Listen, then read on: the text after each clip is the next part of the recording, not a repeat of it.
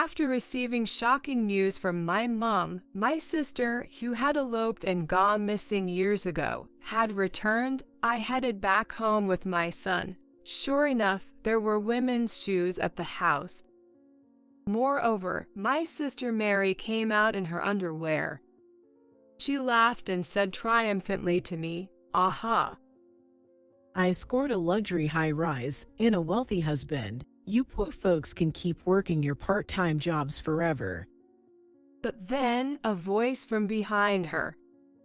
Too bad for you. Sleeping pills don't work on me anymore. My husband, Mike, said this nonchalantly as he appeared. Wait, are you trying to? She's trying to create a fait accompli with me. He burst into laughter. And what would that accomplish? The house is all in Sarah's name. Yes, the high-rise we're living in belongs to me. I got it from an inheritance from my ex-husband. My name is Sarah Smith. I'm a 34-year-old working for an organization dedicated to preserving American classical culture.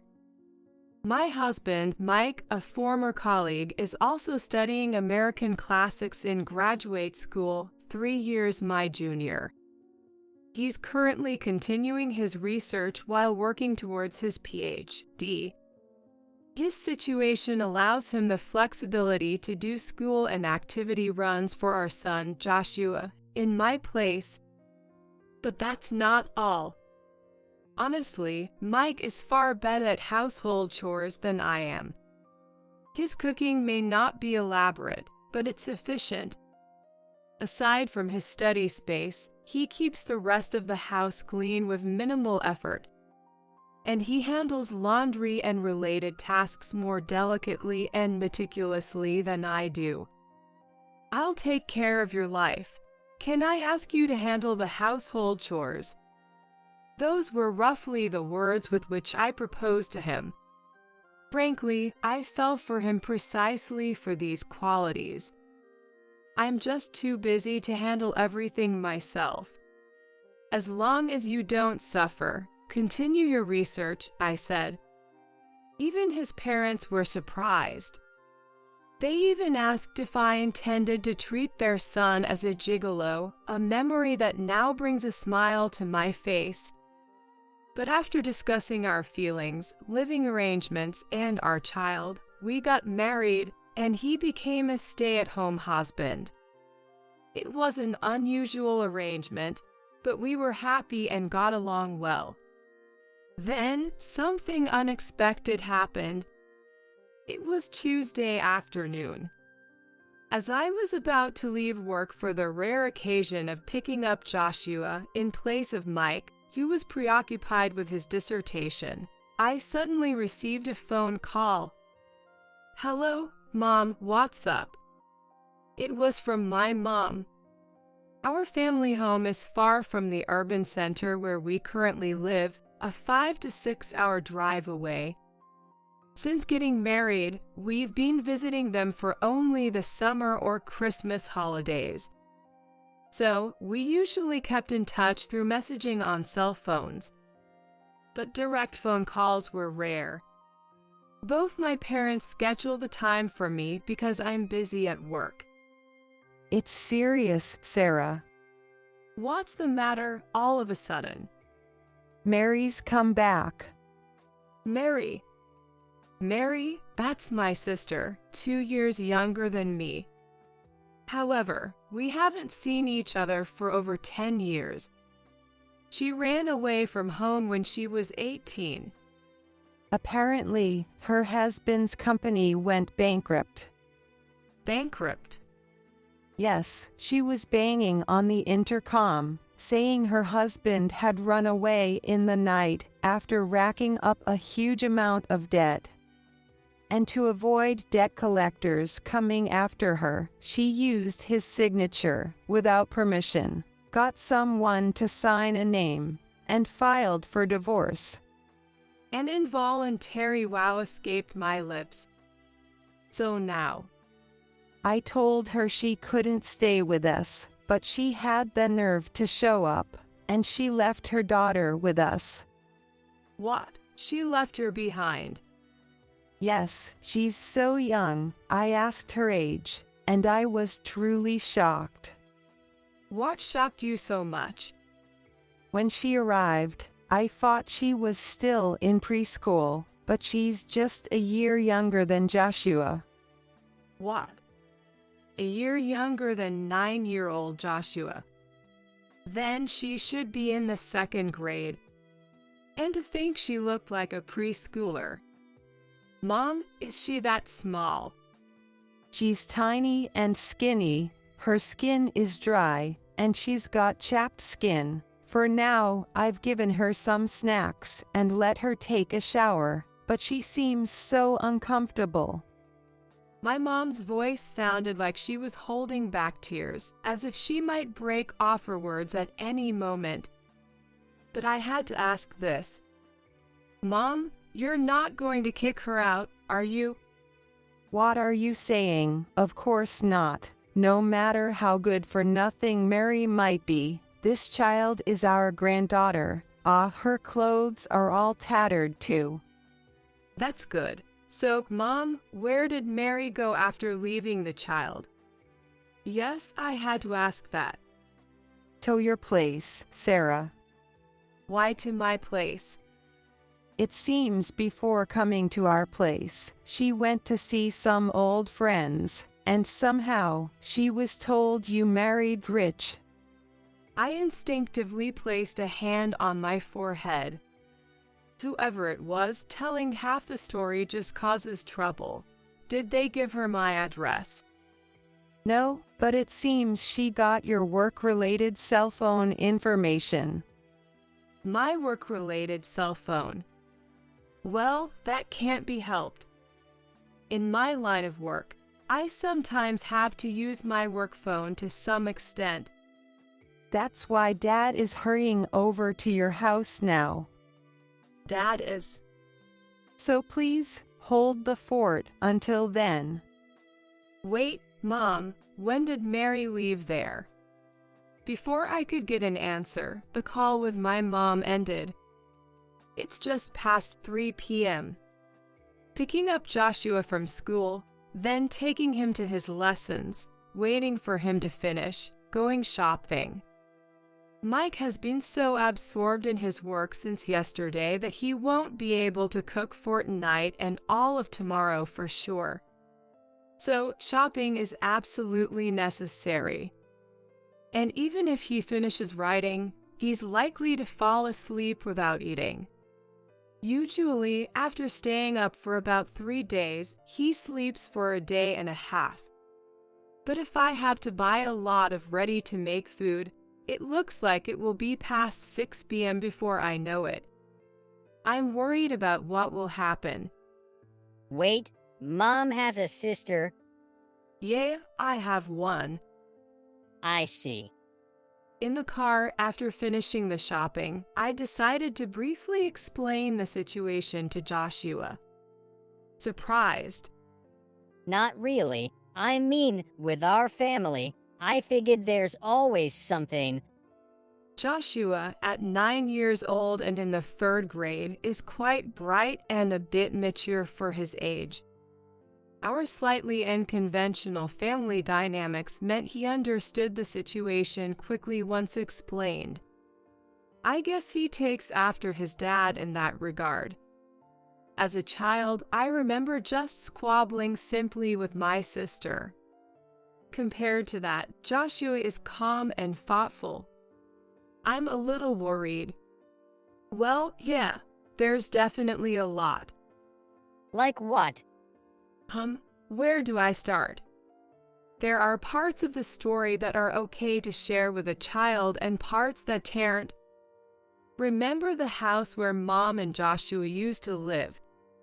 Yeah, it's close to Grandma and Grandpa's place, right? Mom's sister, well, she didn't like living in that town, and over a decade ago, she ran away with someone she loved. Wow, that's kind of amazing. Hey, Joshua. Yes, Mary ran away at 18 with the president of a startup who was nearly 40 at the time. It wasn't out of love, though. Mary was involved in compensated dating. Since she was in high school, neither I nor Mary should have had any difficulty with money. My parents also saved enough money to send us to our preferred schools. I got enough money to buy what I wanted. But it seems that wasn't enough for Mary. She went off to a prestigious university downtown, but by the end of her first year, we got a call from the school administration. Guess what? Mary was pregnant at the time. When Dad, furious, demanded to know who the dad was, Mary confessed without hesitation. That man was the one she had just divorced without permission. Angered by both the compensated dating and her partner, our parents told Mary to leave. She left without a fuss and lost contact. If it had been just leaving, we might have tracked her through her health insurance. But she married the guy. When she became a man's dependent, we couldn't keep her feet at all. Once the initial anger subsided, worry set in. No news at all felt like a breach of duty, and my parents had many reasons to be angry. They became the subject of rumors at work and in the neighborhood, feeling shunned for raising such a daughter. How could you have raised a daughter who could do such a thing? My dad was supposed to be promoted to director, but that's off the table now. And other such grievances I heard were unpleasant to recall. However, something my mom said earlier caught my attention. The child Mary left is 8 years old. That means she's not the child Mary was pregnant with all those years ago. What happened to that child? I can't help but wonder. Mom, you're making a scary face. Responding to Joshua's comment, I said, sorry. Is something bothering you? Yeah, it's about your cousin. Eventually, we arrived back at the apartment, lugging the heavy shopping bags between us. But they were too heavy. So we decided to borrow a cart from the concierge at the entrance. Miss Smith, your sister, Miss Jones, was here earlier. The concierge informed us. Did you let her in? We checked and copied her ID, just to be safe. Oh no, I covered my eyes with my palm again. I'm sorry, it's my fault for not making the rules about who can come and go clearer. So, we shouldn't have let her in. Well, yes, but it's okay. This time it's on me, and has my dad arrived yet? Your dad. Please hold on, the concierge said before going to check. He hasn't arrived yet. I see. Well, when my dad does arrive, please let him in right away. Understood. I showed a photo of my dad to the concierge, saying, make sure this person is let in no matter what. Then, we loaded our bags onto the cart and took the elevator to the top floor. We're home. And sure enough, there were women's shoes at the door. You're back early, aren't you? My sister, more flamboyant and aged than I remembered. But that wasn't the issue. What's with that outfit? Mary appeared in nothing but her underwear. Joshua, who had been pushing the cart alongside me, was speechless, eyes wide. What do you mean? She laughed and said triumphantly to me, aha. Scored a luxury high-rise and a rich husband. Let the poor keep working their part-time jobs forever. Joshua and I were stunned. But then from behind her came another voice. Too bad for you. Sleeping pills don't work on me anymore. Mike appeared behind Mary, wearing nothing but a shirt over his bare skin. Mike's appearance while scratching his shaggy head and Mary's underwear on top of each other can make it look like after an affair. But I had no such parts. I was confident that wasn't the case. I had that confidence. Using that stuff made me lose my focus. Geez. Wait, what? You realized it was a sleeping pill, and it didn't work. I figured I was drugged because of the strange drowsiness, but that doesn't mean I could sleep. That's not right. I said, ignoring Mary's comments. Mike turned to Joshua. Joshua, thanks for helping with the shopping. Yay, Dad, help me put stuff away. Pushing the cart inside, Joshua moved toward the kitchen. Okay, Mike said, following him with the cart. And he murmured in a deliberately annoyed and exaggerated tone. I had heard from Sari about her sister, so I figured there might be something up. But I never expected to be drugged right off the bat. You know, my sleep schedule is all over the place anyway. And with all the stuff I'm thinking about lately, I don't sleep unless I really try to. So yeah, I can tell the difference between natural sleepiness and the drug-induced kind. Mary's expression grew even more severe. Well, I figured you were up to something, so I just played along and pretended to sleep. What's with this person? Mike laid out his words in a calm, matter-of-fact manner. Facing his composed demeanor, Mary, who had seemed so confident at first, was left utterly dumbfounded. What is with this guy? There was no better way to say it. She had picked a wrong opponent. What's with you, walking around in that outfit? Were you trying to create some kind of fait accompli by stripping him and pushing him into bed? I let out a deep sigh. Well, why has she always been so foolish? But given the situation, I could guess what had happened. Mary must have learned I was living in a luxury high-rise in the metropolitan area and came here. Then, gathering information around the neighborhood as my sister living in the top-floor penthouse, she found out Mike was a stay-at-home husband doing research related to my current job. Assuming Mike would be home alone, she targeted the time I was out. From Mike's perspective, after repeatedly ignoring the doorbell, he finally answered to find a woman claiming to be my sister.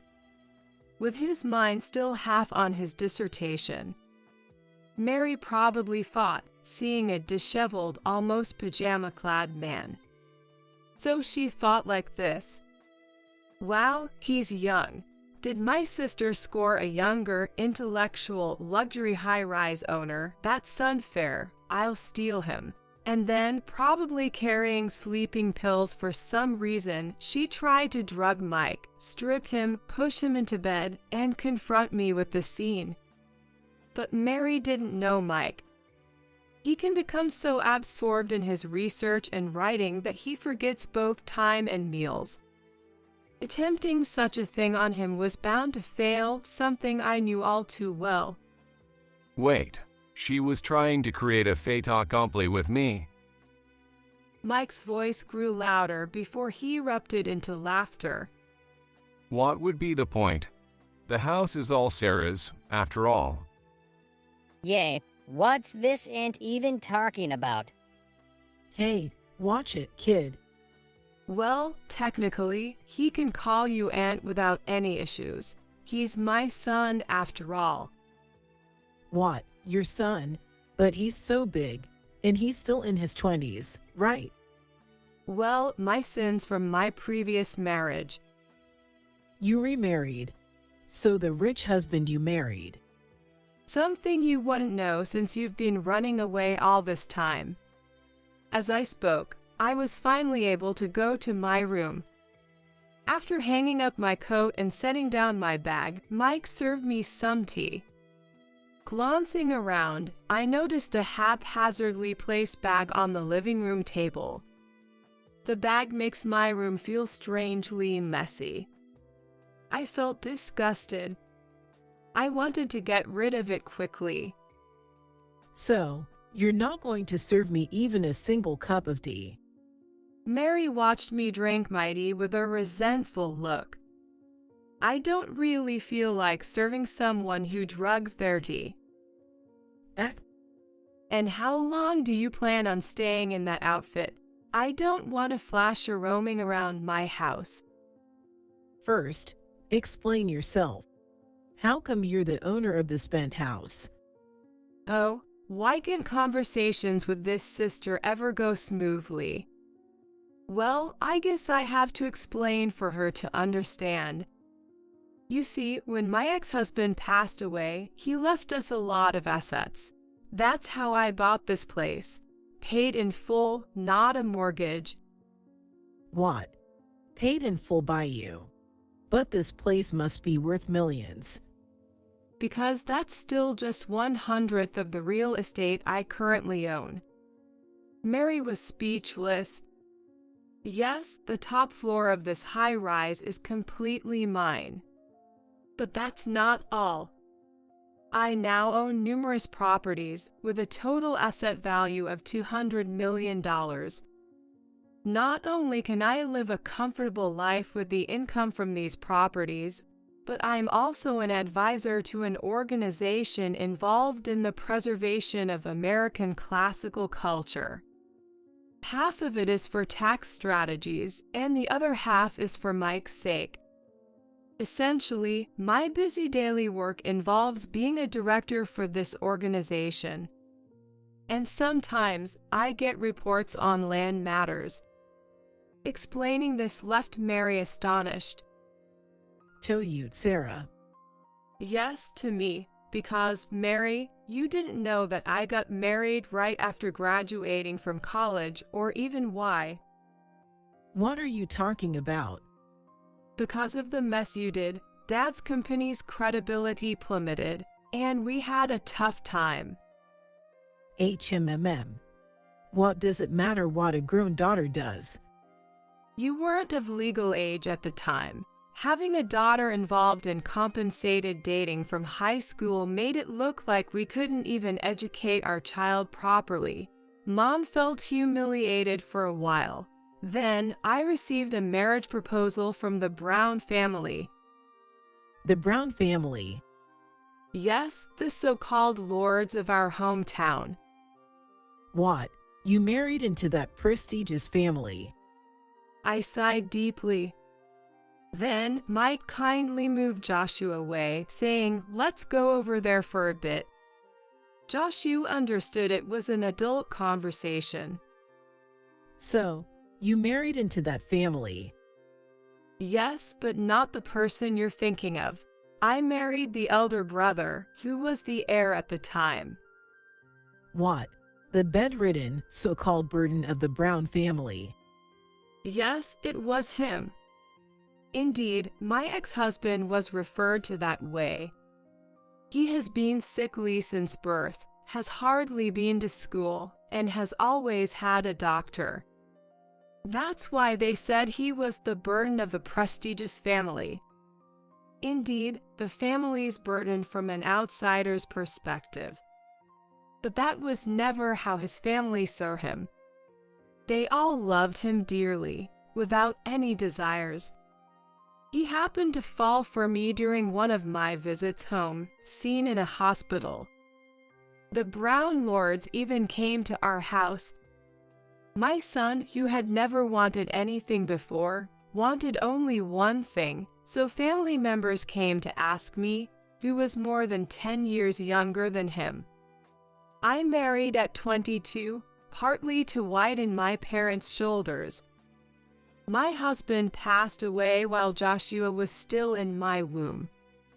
My pregnancy was through IVF, since he didn't have the strength for a natural conception, fulfilling his parents' wish and mine, and I myself agreed for the sake of my sweet ex-husband. He passed away, leaving only his name for our child, unable to see his face. Left a young widow, his parents thanked me, leaving his inheritance as per his will. However, relatives eyeing the inheritance like vultures made me move to a secure high-rise downtown when Joshua started kindergarten. How can you expect me to believe such a windfall story? Mary shook her head in disbelief. She yelled at me with a look of utter disgust on her face. Even if you say that. So what about him now?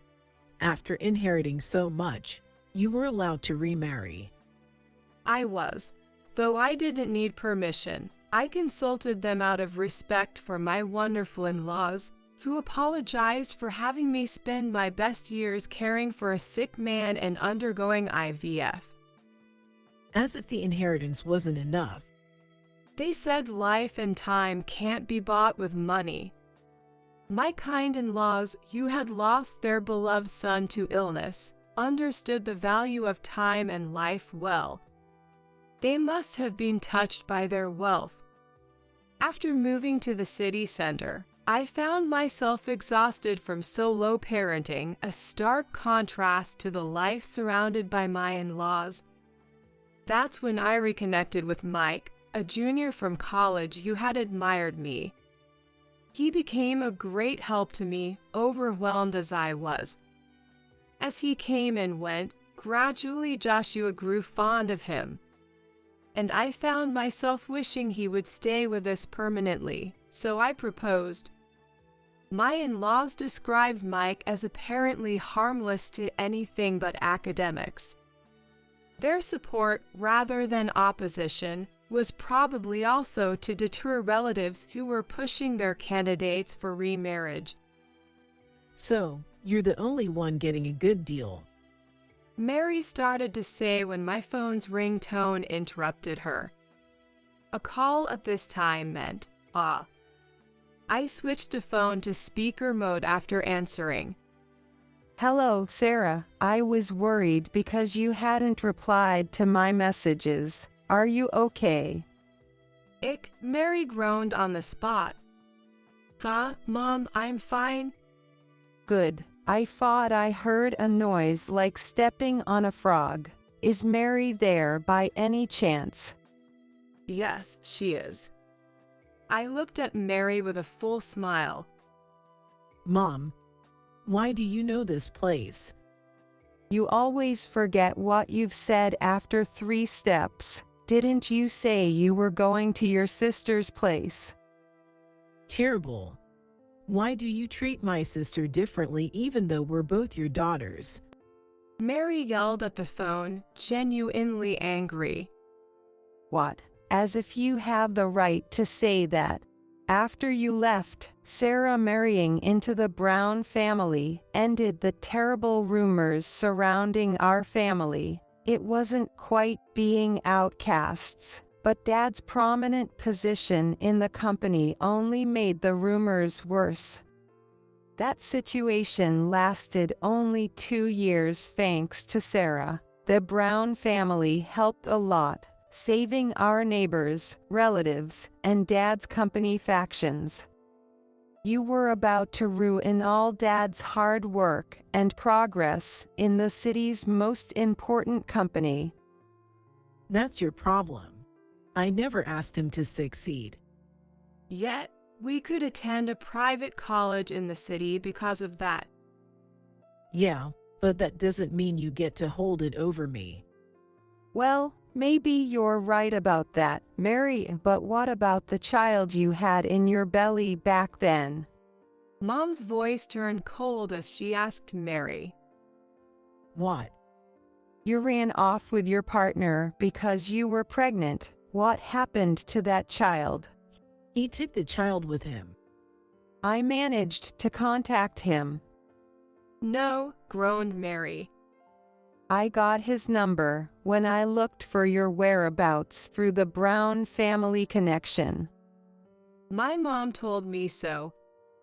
He apologized for running away and thanked me for the divorce. He may not have been great at making money, but he was a better person than you. He's working somewhere far away to pay off his debts alone.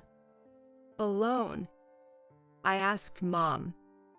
Yes, alone. You can guess what that means, Sarah. Mom had mentioned that the child Mary brought was in a terrible state. I quickly turned to Mary.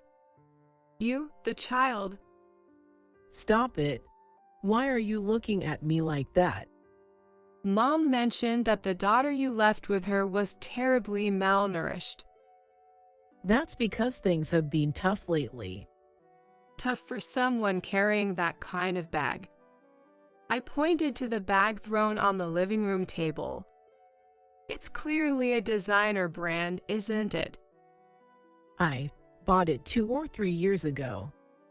Mom said she is just a year younger than Joshua, yet she looks like she's in preschool, right, Mom? Yes, she is. My mom's voice grew even lower. Her name is Ava, right? Has she been attending kindergarten or school regularly? She seems a bit delayed in her speech. Of course, she has. Grandma, is Mom over there? A frail voice came from the other end. Yes, Ava, do you want to talk to Mom? No. I definitely don't want to go back. I don't want to go back to Mom's. Ava, Mary's daughter, started crying on the other end. I don't want to end up like my sister. I see. The grim reality seemed to hide behind those words. We've been talking for a bit. She seems to have had an older sister. My mom hinted at something in the past tense. So, what happened? I don't know anything about that. Mary hastily tried to grab her bag and clothes. You can't. But Mike grabbed her arm, and Joshua secured the bag and clothes. Then, turning to another phone. Grandpa, now's the time. With that signal, the front door opened. Police. We received a report of trespassing and assault, and allegations of child abuse. We are here to detain the woman involved. Sarah, good job buying us time. Dad. The police, about 3 of them, secured Mary on the spot. Are you all right, Miss Smith? Yes, I am fine. The concierge was also standing by the entrance. The one who had opened the door. It's been a while, Mary. Dad. One of the officers took the clothes and bag from Joshua. A blanket, likely brought in advance, was draped over Mary since they couldn't dress her in those clothes right away. Pointing to the bag, Mike said, I haven't checked inside, but I believe it contains sleeping pills. I'll be coming along for a blood test. I have a resistance, but it should still be in my system. We appreciate your cooperation. Then, over the phone, my mom asked me to switch to camera mode. The camera revealed my mom holding a small girl in her arms.